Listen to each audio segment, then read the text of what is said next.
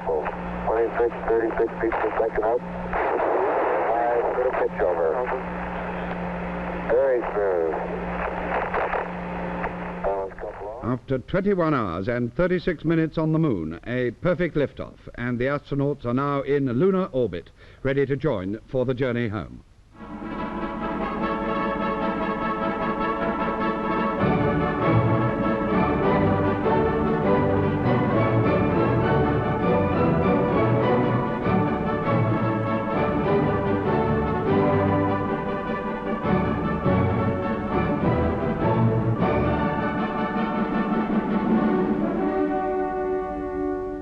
Good evening. The first men on the moon lifted off on the first stage of their journey home an hour and 6 minutes ago.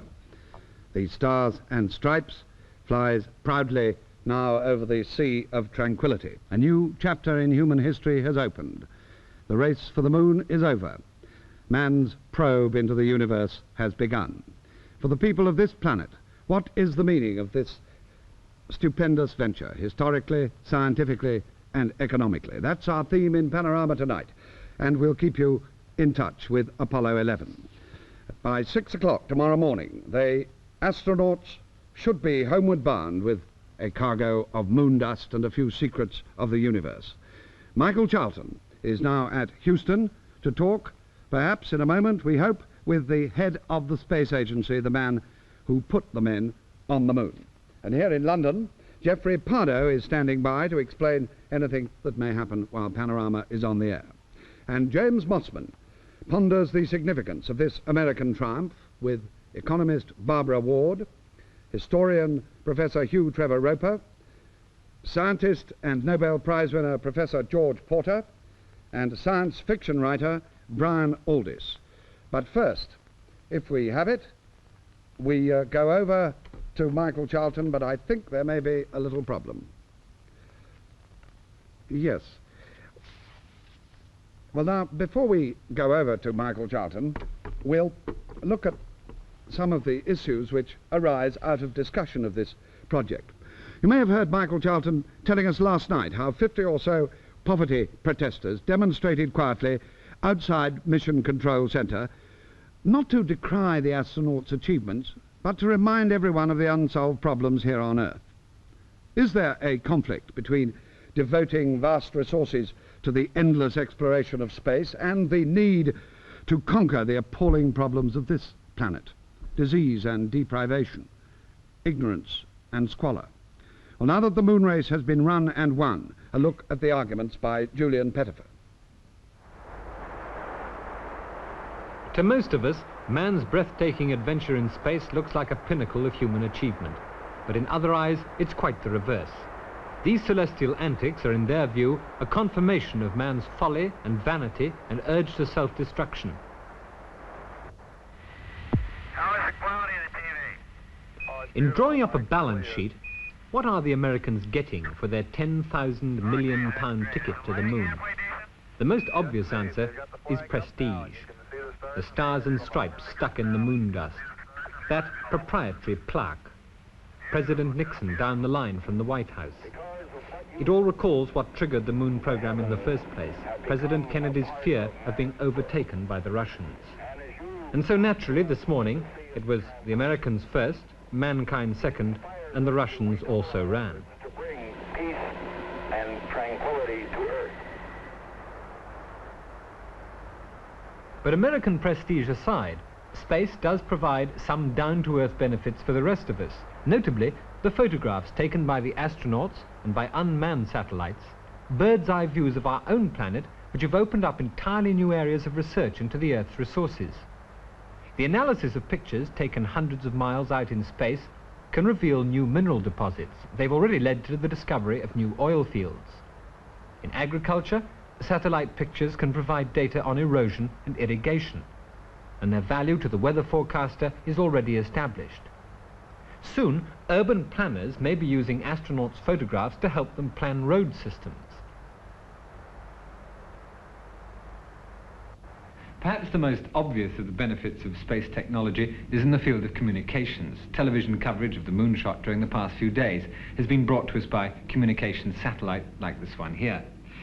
But of course the value of worldwide television will depend on how it's employed. It would be ironic, if not altogether unexpected, if its potential is used for American and Russian propaganda or for global viewing of the adventures of Lassie.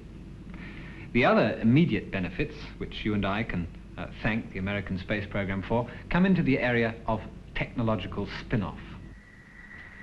Space engineering, as in the construction of this otherworld lunar bug, has made such unusual demands on the scientists, has extended their capabilities in so many directions that their discoveries have advanced the design of everything from computers to non-stick saucepans.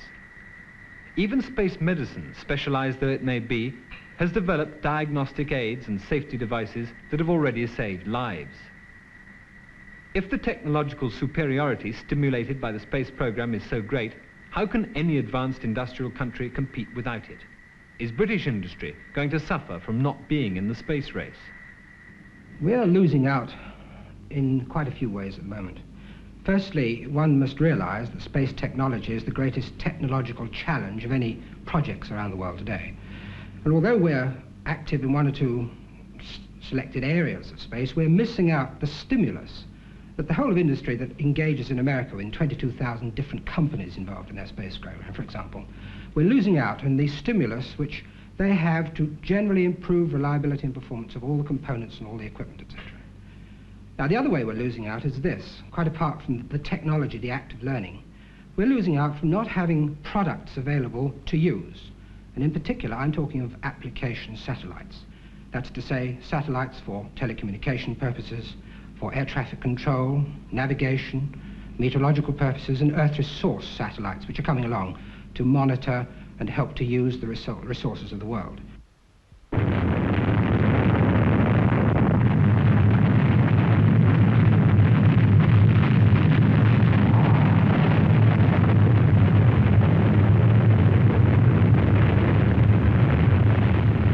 Not everyone is convinced that Britain is missing out, because not everyone is convinced that space is important at all.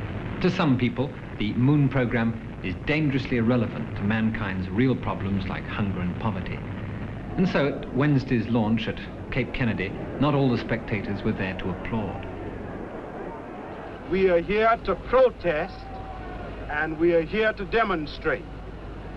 We are here to say that what we can do for space and exploration, we must do, and we demand that we do the very same for starving poor people. Well, we have a society now that's in great danger, that doesn't know how to control the enormous nuclear powers it possesses, which goes on busily manufacturing bacterial weapons of genocide, which has polluted the living environment and is rapidly destroying organic life. And instead of attending to these first problems and making the planet habitable and reducing some kind of order in man's own life, or achieving some kind of order, we go off on an escapist expedition to other planets, carrying all our mischiefs, all our malice, all our irrationalities into outer space. How much help is this going to do the millions who are suffering from these imbecilities? Of course, there are idealists on either side of the argument. Quite apart from the scientific achievement, some people see man's arrival on the moon as a supreme victory for the human spirit that will herald some kind of new age. They liken the journey of Armstrong, Aldrin and Collins to the explorations of Marco Polo and Columbus that gave to Europe 500 years ago a new concept of the world and of man's place in it. A concept that had a profound effect on philosophy and the arts, as well as upon the sciences. Man's venture into space, they feel, may stimulate another renaissance and give Earth as different an image of itself as the one those early explorers brought back to the old world. Well, we'll take up some of those points with our Moon Day Brains Trust a little later. But now we have found the satellite and Michael Charlton and the man who put the men on the moon. Over now to Houston.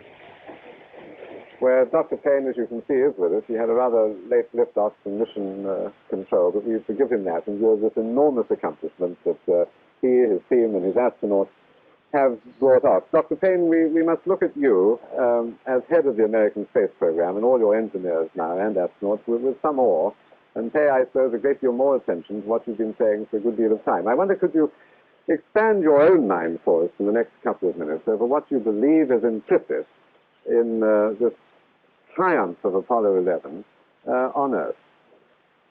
I think that the triumph of Apollo 11 means many things to many people. It would be almost presumptuous of me to tell other people what impact this should have on men's minds around the world. I think we're all still adjusting to it. We all knew it was coming, and yet there's an unreality about it that we simply are still studying. I think that, Michael, if there's one impression that is recurring, it's that of question. In view of the fact that man has achieved this, and this has been an achievement of mankind, the question is raised as people all over the world have this common aspiration, common question, common dream. Why aren't our political institutions more tuned in to bringing to people around the world this great common aspiration that we all have, world peace, freedom from hunger and ignorance and disease? Why can't we do better in many of these other areas as we reach out and touch the moon? How do you answer that yourself? I think that we must be willing to accept the same kinds of rates of change in the intellectual, philosophical, social world, perhaps, that we are seeing in the world of technology today. We must be ready and to be bolder in our aspirations. We should be setting ourselves much tougher goals that men of goodwill around the world can measure themselves against. I think that we haven't really been sufficiently challenging to ourselves. I would hope that the people of the world will now demand more of their governments in many areas. But you see, it seems to me that a large part of modern politics is going against this brilliant kind of achievement of which an elite like yourselves is capable of. That people are starting to resent the ruthless efficiency and what some of them would call the brutality of progress. Now, do you believe that this is a factor which is going to bring your kind of world and this reactionary world, I suppose you would call it, into collision? I don't think they'll be in collision. I think that if we can throw them into competition, if we can ask why social goals cannot be set for the next decade with the same boldness that we are now proceeding to set our future goals in space, that the visit of man to the moon will indeed have accomplished far more than the mere technological triumphs that it represents. Can we be a little bit more specific about what you think the technology that put the Apollo 11 on the moon may mean here on Earth? And I was talking to one of your own people here the other day, the man who runs the state network of communications. And I said, you know, if Eisenhower had these wonderful communications in Europe during the Second World War, where would his headquarters have been? And he said, well, it wouldn't matter. It could have been anywhere on Earth. Now, isn't this going to make great military changes? Isn't it going to concentrate power in very few hands? It's quite possible, but I would hope that the question of the military tactical value, that the question of whether Eisenhower should even have been invading Europe is a much more fundamental question. It seems to me that this triumph of mankind, which we've all participated in, really should make people pause and think. Today's a national holiday in the United States. People around the world are pausing to think. I would like to have them consider some of these questions. Another thing Mr. Covington said was that handwriting may well be redundant in 15 years or so, that these electronics of yours, you'll be able to voice print and give perfect privacy to people so that they can write their letters electronically, so to speak. I think that the question of where modern technology can and will take us is one that all of us that are in the forefront of this and engulfed in it see very clearly. Enormous changes are possible. The ability to throw signals around the world, the ability to learn much more about nature, to bring many more amenities to mankind is certainly there. The fundamental question is, what will man choose to do with this technology? We certainly will choose to explore the solar system. We will choose to extend our abode from the surface of Earth on out towards the stars. But what about here on Earth? What are we going to be satisfied with respect to the applications that man himself will make of the technology? Will it be the new weapon systems that you speak of that will allow our military commanders to juice with each other with longer and longer lances? that would certainly be a trivial and unfortunate application of the tremendous technological advances that are now within our grasp. You don't take that pessimistic view, yourself. Well, I'm neither optimistic nor pessimistic, Michael. I try to be realistic about these things, but I would just suggest that people pause now and ponder these things. People around the world who have watched this tremendous event of man first reaching out, if you like, touching the stars. What is man that he has done this? Is the question that Pope Paul has raised. I think it's very fine. What is the destiny of man? Is it to develop these better technological systems for our mutual annihilation? I cannot believe that that will prove to be the case. But let's get at it and see to it that it's not. You see, another speculation, and perhaps you could offer Europe, old Europe, which started this geographical expansion of man. Is what would you tell us about the management techniques? Have you achieved, do you believe, a breakthrough in management techniques which has made this possible? I think that I could almost subsume all of this talk about better management into the question of courage. It seems to me that the courage of the astronauts in the space program of the United States has been matched by the courage of the political leaders, of the managers, of the technicians, of the engineers, and scientists. It's been a great triumph, I think, of boldness, of willing to press ahead in the face of the unknown, to take very great risks politically, intellectually, in the engineering sense, and in the personal sense. But if you had to name a single ingredient that was absent elsewhere in the world and was obviously present here in your ability to bring all these things together and run them, as you run them in NASA, in the space program, what would you say that ingredient is? Well, I think we've evolved a political system in the United States. I think the political system has evolved in the Soviet Union, which allows hundreds of millions of people spread across a vast continent with vast resources to band themselves together in a common purpose. This is what management, this is what leadership is all about. I think this is a challenge indeed to Europe. At the same time, it isn't clear to me that Europe needs to participate in the exploration of space and many other very important things which Europe does. Well, this is important because what direction would you say that Europe ought to follow now? Because I think a lot of people in Europe will have a feeling of deprivation after this Apollo flight. The feeling that, well, there's never going to be a British or perhaps even a European astronaut. I'd like to know if you feel that is right, first of all. And what direction you feel that a European space effort should take, and is it capable of taking it? Well, I think that's a very parochial question, Michael. I think that what we have just witnessed has been a triumph of all mankind, which Europe has participated in to the same extent that we have. We happen to have used a political system in the free world in which the resources of this mighty continent were the ones that we threw together. There are an awful lot of British accents here in Houston mixed in with a Texas accent. The tracking stations around the world, Australia, South Africa, Spain, many places have participated in this, scientists and engineers around the world. I don't think that Europe has to feel that this was not a European achievement. Perhaps they did it via Columbus, the New World, and the United States culture, which essentially is a European culture. So this comes back to the point you made before. Unless people feel they can participate in decisions, they will feel a feeling of deprivation. And I would imagine that Europe might continue to feel like this in the future. It is not part of this except vicariously. Well, we could imagine a world in which Europe would be perhaps run in a political system more like the United States, where we would try to reduce the differences between individual states into some sort of a super government. I think if we went this direction, there'd be a danger that we'd be approaching an Orwell 1984 cultural homogeneity that perhaps would represent a great net loss for the world. I certainly don't think that we have to think in terms of vast super governments to do super projects. I think the present diversity in Europe is perhaps a great contribution to the world.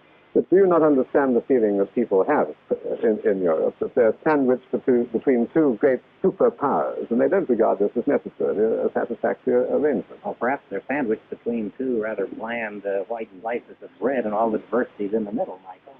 Maybe that's the way that it ought to be. And what's going to be the cost, would you say, of dropping out? Is it going to be possible to take a too detached view of this and leave it entirely to you and the Russians? What is the cost of not specializing it? That's not happening. Professor Bondi and the people in the European Space Research Operation are doing some tremendous things right now with satellites. We are flying experiments. We saw the SWIFT experiment last night on the surface of the moon. I think this is something that increasingly we should be banding together to do, and I'm sure this will happen. One final question along these lines. Well, we seem to have lost the satellite vision. I think we'll go on listening perhaps to the sound of it, if we can have a picture. I'll just find out. Oh, have they? Righto. Thanks very much. Well, it's only the astronauts who have perfect communication in this age. For good or ill, men have landed on the moon, and those rocks on the Sea of Tranquility are only the stepping stones to yet more fantastic and more expensive ventures into the unknown. Heroic? Historic? Yes. But is it worth it? James Mossman. Well, lady and gentlemen, we'll go into what Thomas Paine was saying later and take up some of those points. First, can I have an immediate reaction from all of you? When you saw those two spacemen walking and kicking about and jumping about in the dust on the moon, what was your real, considered and authentic reaction? Lady Jackson. Well, it seemed to me that it's possible that man has a destiny that goes outside this planet, and that this is the first sign of him beginning to take it into account. Professor Porter.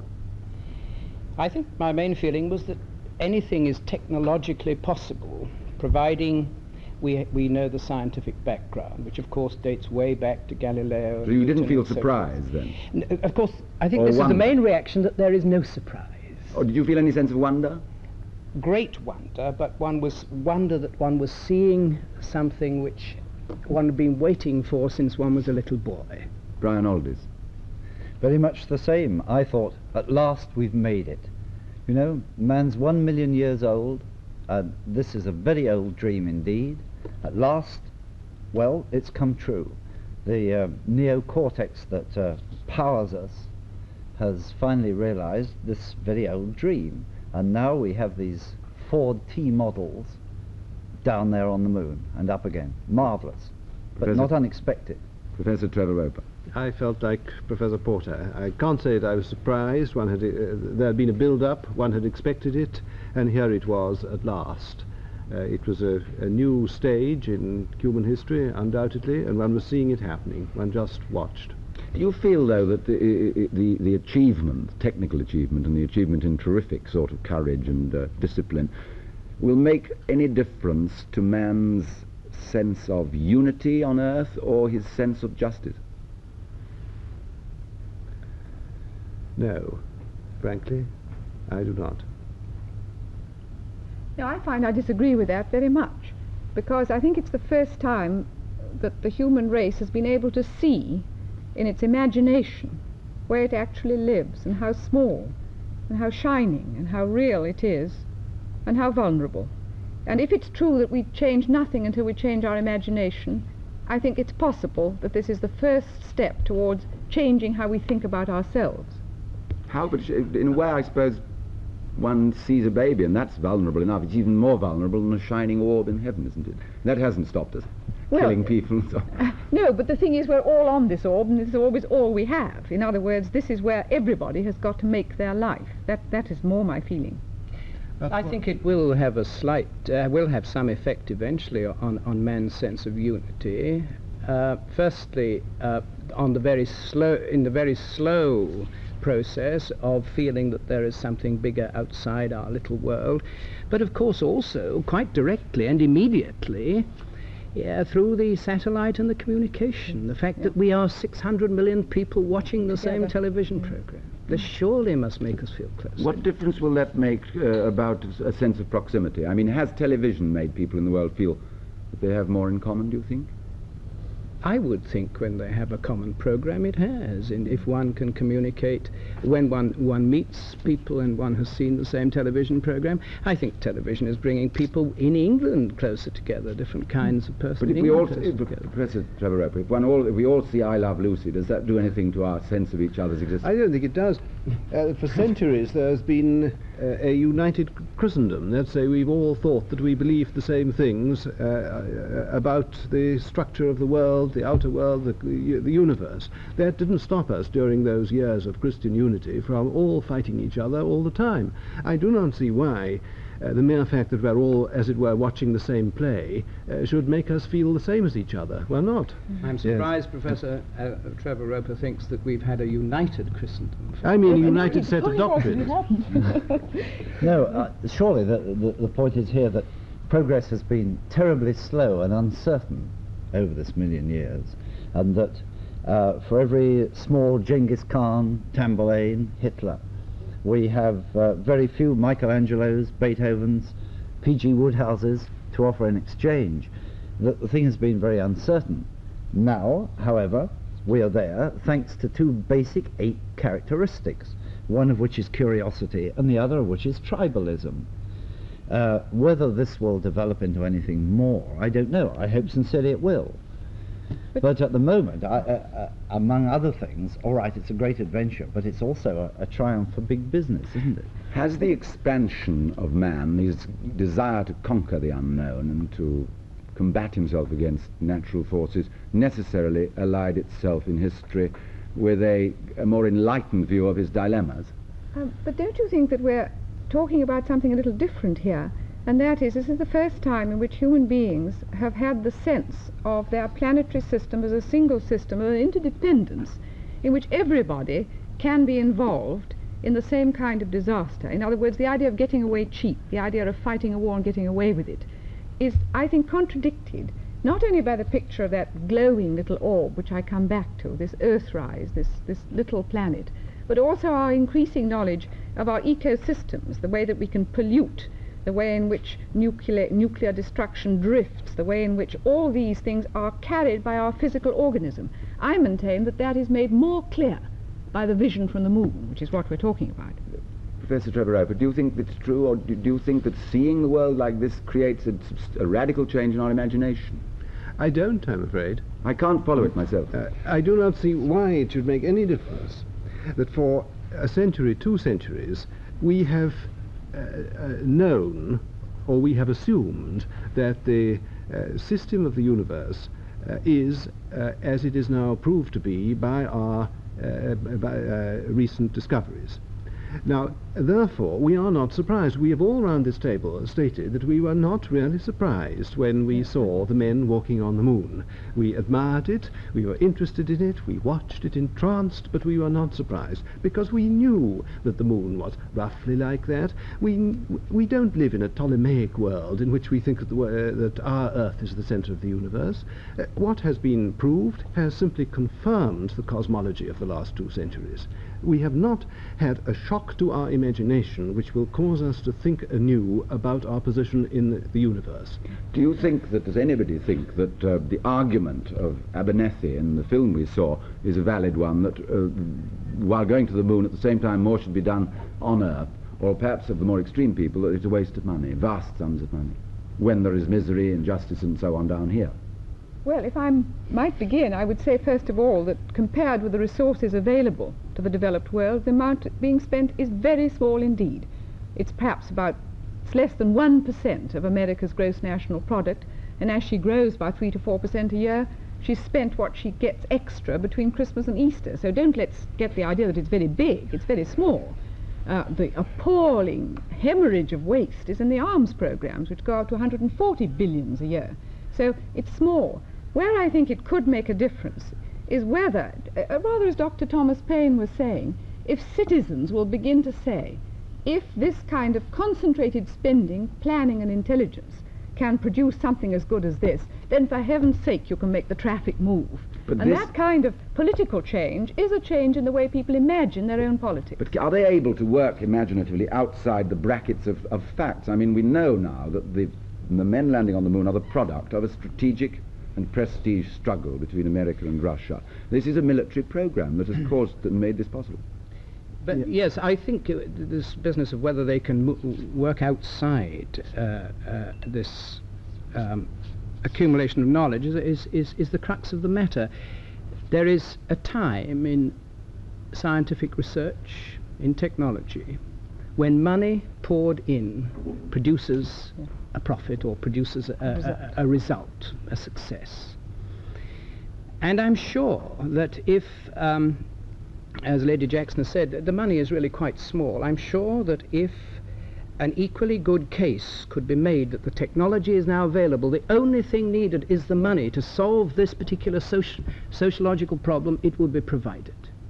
But why isn't it provided? Because the case has not been made in general for a solution can be found which depends only on money. But I find myself a little in disagreement there, I must say, because we have also got in our market economies of the Western world the idea that this massive kind of concentrated spending, which depends upon government decision, which involves the private sector but is government directed, is confined pretty well to arms and to some extent education. We have not, in fact, made the decision for our city building, where most of the human race is going to live, that the city should command that kind of concentrated attention.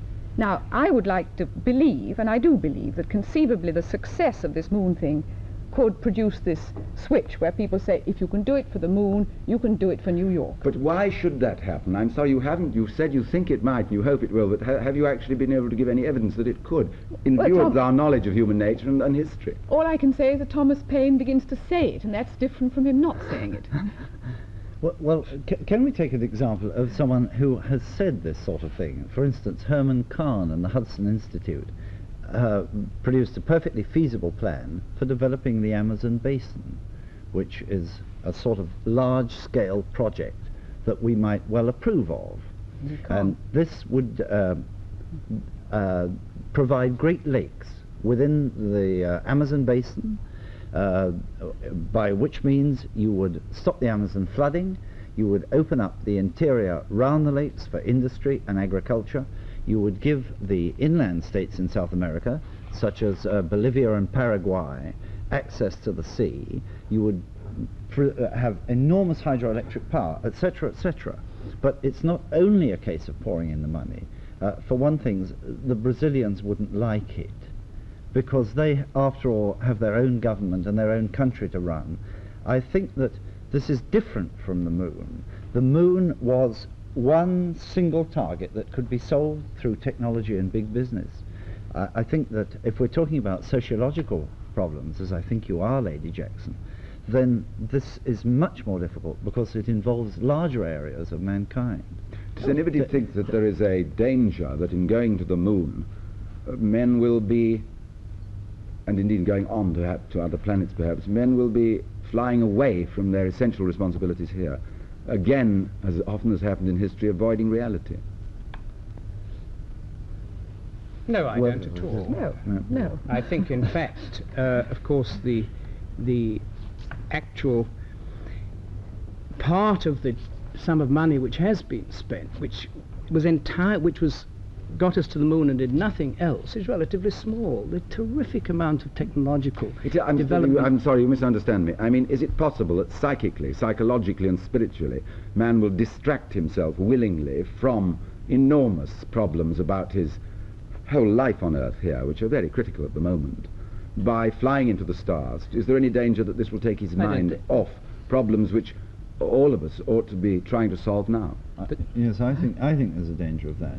I think that the danger in particular is that technology will become enthroned as the new religion, and that it may well be taking over now, and that this tremendous triumph for technology may merely lead to a thirst for more technology. I think this is very dangerous. At the same time, we're a bit writing off the moon. All right, they're only now coming back, but it may be that this very day new sciences are born that will surprise us all and will indeed work towards the benefit of humanity. For instance, they put their little flag up to record the solar wind. Who knows what they will find from that? Do you think that the world has suddenly been divided into a new kind of underdeveloped man, i.e. us sitting around this table, and a very small organized group of developed people, that is the Americans and the Russians? Well, they're the overdeveloped world now. No. They're surely the overdeveloped The Americans, world. we're grateful, very grateful to the Americans for providing the technology to do this, and I am participating in it and enjoying it as much as any American is. I am as interested in the results as anyone. 15 laboratories in Britain are hoping to get some of the moon samples which are coming over. We're glad that they're doing it. It would be a complete waste of time for us to try to do the same thing. Complete waste of money too. Besides, it seems to me that on both these questions, the great menace from technology and the great menace from the Russians and the Americans are their ridiculous arms race. I mean, a thing like MERV, you know, this multiple re-entry, whatever it is, which is going to have 20 nuclear bombs and 20 times overkill, where once we had to be content with 8. That's where the menace lies. And if, for heaven's sake, if the moon race and the exploration of the planets get some of these wild boys thinking not about blowing up this planet, but about getting to other planets, then I say it's an enormous advantage, and it's the proper use of technology. I mean, that's my feeling. Yes, and those are precisely the projects on which the money would be spent if it weren't spent on the... Am I not right in thinking, however, that the American space project, the moon project, was launched by President Kennedy quite consciously and deliberately to get the better of the Russians, in the same sense in which, in a more sinister way, you might say, arms were being accumulated by both sides, so space technology is accumulated. What is the difference? Well, it's the difference, perhaps, between having two knights running at each other in a tourney and saying, we will now settle who gets the estate, and everybody socking everybody. In other words, I think that this kind of competition could be valuable, but I'm interrupting. No worse than the World Cup. Yes. Well, one has to face the fact. The World Cup isn't played with an atomic bomb, I presume. But it has a national effort behind it nowadays. Money is spent on training the athletes to do this, and it's a very harmless way compared with a war. Can we get back for a moment, Professor Trevor Roper, to the problem of the power involved in this achievement? Do you think there's any likelihood, Lady Jackson appears not to, that the world will have to accept an arrangement of power dictated by a very small group of people in the end with elite technocratic knowledge? I don't think it's a necessary consequence. I can see that it could happen, but it seems to me that these vast accumulations of technological power need an enormously widespread human base. And it is at the base, not at the summit of power, that a redistribution can take place. Mr. Payne on the program recently pointed this out when he pointed out that these enterprises, though this particular one was centered in America, in fact draws on the talent of the world. But it only draws it, does it not, to Moscow or to Washington or to Florida? Can it dispense it the other way, in fact? But the people at the base remain human beings. And it's their relation to power that changes. That's what I'm asking. Their relation to power may change. They may be enslaved by power. Quite. That is always a danger. On the other hand, surely the real battle is to maintain people's humanity, to stop people from becoming robots.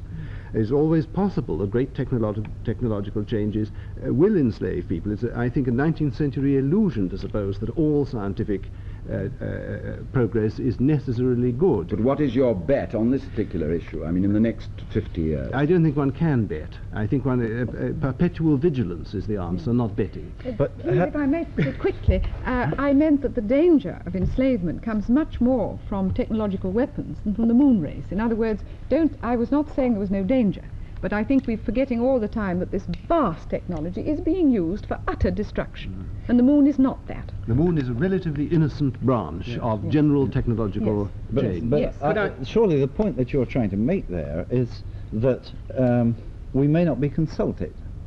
And I believe that the point about the space race is that even the American public was not consulted.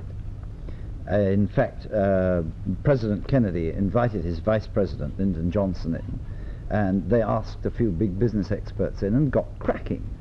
There was no democratic process involved, as far as I'm concerned. But Congress had to vote the money, so come. I mean, if Congress had really sensed an absolute groundswell of no, no, no, no, Congress would have been delighted to have put a stop to President Kennedy before he died.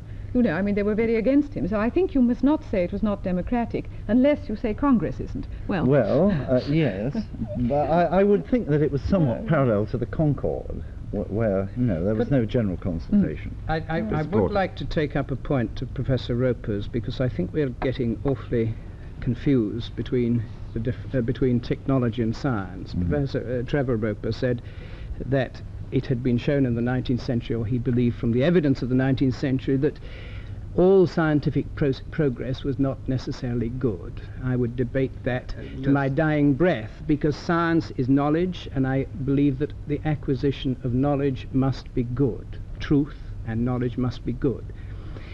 the application of anything, whether it's knowledge or old technology, is something quite separate from yes, that I and can be said, bad. Technological rather than scientific. Yes, well, I think it's a very important distinction yes. which must be made. It's a distinction which it's a difficulty we're running in all the time in assessing this program. There is no scientific value at the moment in Apollo 11. I don't think anyone thinks so. It's technological. You're going to wait and gratefully receive some moon rocks, you say. This Well, now, is you don't seem to mind the idea that Britain, that our society, is excluded virtually for the first time since the 17th century from a major forward movement of inquiry or discovery in the world.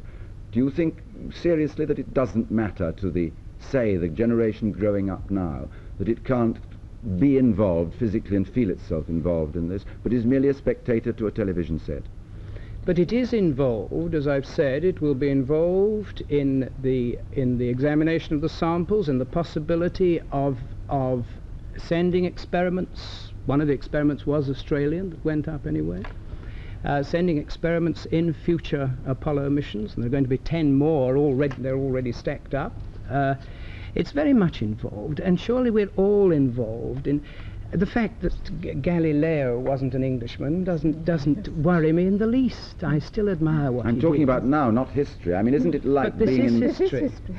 Well, you don't mind the sense of being a sort of Frenchman in the Roman Empire in the sort of 4th century, whose the decisions about whose life are taken I elsewhere. don't feel it at all. Oh, I feel it to a certain extent, yes. Just to be purely parochial, I'm sorry that we haven't lobbed some satellites up from Great Britain by now, Well, as I think we could have done. Well, if we're doing something different and new, yes, but if we're just tagging along behind in a rather poor second, it's a complete waste of time. aren't we possibly seeing the emergence of a scientific community which is human? Isn't this one of the great symbols of the moon, potentially? How, yes, well now, what evidence have you got for saying it's human? I was listening yesterday, I'm quite prepared to believe you, but I was listening yesterday to the communications passing between the astronauts and ground control. But the only person I could understand at all was President Nixon, in fact. Well, I think scared by the Russians, provided with an enormous amount of information by the Germans, sending up a rocket from a nation that is more mixed with every kind of race than any other. To me, there is something symbolic of man on the moon as being human, and an earthling being a person, and that this sense of the future is something which I feel in my imagination, and I find it And I with think young, this is with the young. the proper scientific spirit. I dislike this scientific nationalism which you seem to be encouraging us to express. Yes, yes. I think we are humans, and I think that... What I'm really, let me put it more clearly, I'm not encouraging you to express scientific nationalism, but to inquire into what happens when smaller and smaller and more powerful units of organization in the world achieve greater and greater technological mastery in a certain way which is denied to other people. Now, this may be inevitable, but surely it is not simply nationalism to inquire into its effects on us. No. No. I don't think it's only nationalism.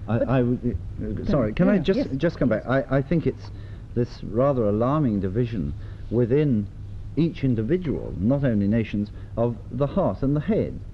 The head seems to be going ahead too fast for the heart at the moment. Do you think that technology is dragging us along so fast that we aren't able to form a mature mentality to cope with its effects? I think it increases the latent schizophrenia in us. Well, simply because I think we are still neotenous apes, you know. We've only had 1 million years to go. There are times when the heart has gone ahead faster than the head, and they've generally been much more disastrous. Yes, well, quite so. Then what we need is something that will draw the two together, so that they go ahead together. Lady Jackson, if there is by any chance a basic flaw in the makeup of human beings which causes schizophrenia, which causes this twofold possibility, reaching for the stars on the one hand and being dragged down by self-destruction on the other, assuming you accept that proposition, what effect will this exploration have on it?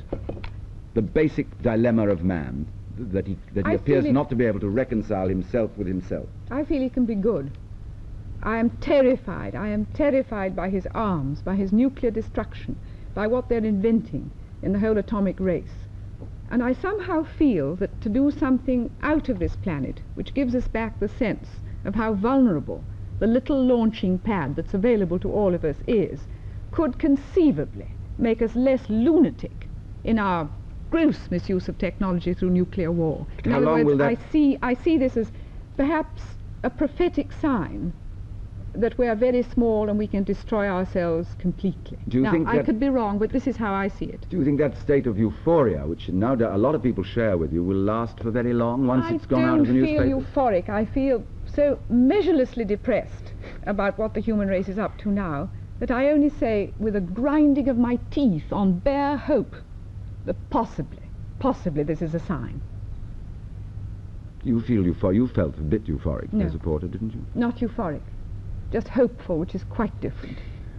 I think so but this is just one particular example. Yes. I think one of the greatest things that man does is the search to answer the great questions, the really important questions of where he is, what he is, why he's here, the purpose, to try to find the purpose. Because this is our basic trouble the whole time. Even the rather deep problems which we try to solve eventually always drive us down to the last ultimate question: what is the purpose of it all? And this is only a tiny little step. Apollo 11 is the tiniest little step.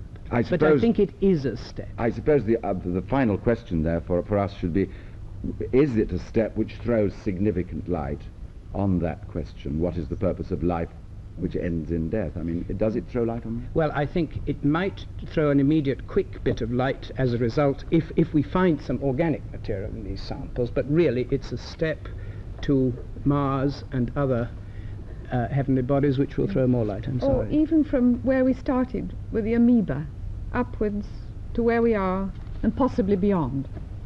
Well, thank you all very much. Well, from those cosmic thoughts to the three men actually whizzing round the moon. Geoffrey Pardo, what's the latest news? What are the moments now to watch for? Well, all is going very well, and at this minute they're just tidying up their orbit into a circular orbit about 15 nautical miles below Columbia, which is circling 60 nautical miles above the moon. The thing to watch out for now, of course, is about 10:15 this evening when they rendezvous between Eagle and Columbia, and 10:30 when they dock. Then in the early hours of tomorrow morning they'll jettison Eagle, which has done them so well getting down to the surface, and that will go into orbit around the Sun forever. And then the critical time at about 6 a.m. tomorrow morning, when all three astronauts in Columbia, in the command module, will light up the engine to put them into the orbit, the trans-Earth orbit, which brings them back to the Earth. They do have the option, actually, of electing to stay for another 5 orbits, about 10 hours, and have a rest. Frankly, I don't think they will. So I think the key thing now to look for is about 6 o'clock tomorrow morning and starting the journey back to Earth. Geoffrey Pardo, thank you very much. And with that report, with those earlier thoughts on man's first visit to the moon, that concludes tonight's Panorama. And so we come to the end also of the 1968-69 Panorama year. We'll be with you again in September. And I've suddenly realised that tonight happens to complete my 10th year with this programme. Thank you for watching. On behalf of my colleagues, see you on Monday, September the 8th. Good night.